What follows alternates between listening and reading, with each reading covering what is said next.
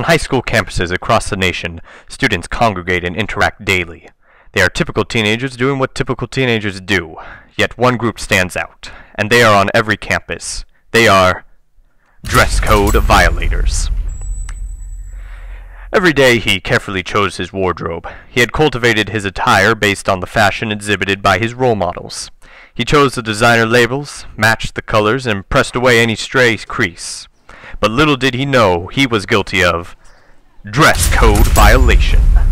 He was a dedicated sports fan, always true to her team. She watched every game and pursued every interview. Her walls were papered with news articles and pictures of her team's victories. She shared her devotion and proudly wore the team's insignia on her apparel.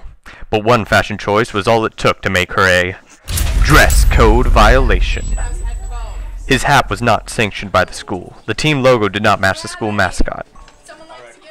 With warm weather comes the need to keep cool. After shopping at Forever 21 and H&M, she picked the perfect top that not only kept her at a comfortable temperature, but also demonstrated her sense of fashion. She proudly wore her top on the first day of school, not knowing that she was committing a dress code violation. Her exposed midriff was too revealing for the school environment. All parts of the torso were to be covered while on campus. She, likewise, wanted to adjust to the high temperatures of the season and chose her attire with the purpose of keeping cool. Ever the style maven, she chose the perfect top to match her shorts. Little did she know her sweet and sexy short shorts were a dress code violation.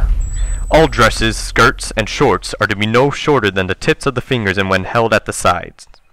He never paid attention to what he wore. If it was comfortable, he was okay with it. T-shirts and jeans were his go-to attire. What trouble could a simple tee and denim be? Little did he know that his non-conscious choice of design would be a dress code violation. According to the dress code, the school does not allow the wearing of any attire displaying profanity, vulgarity, obscene, libelous, slanderous, or sexually suggestive language, pictures, or slogans. On a bright sunny day at Buhach Colony, students were enjoying the mild weather and break between classes.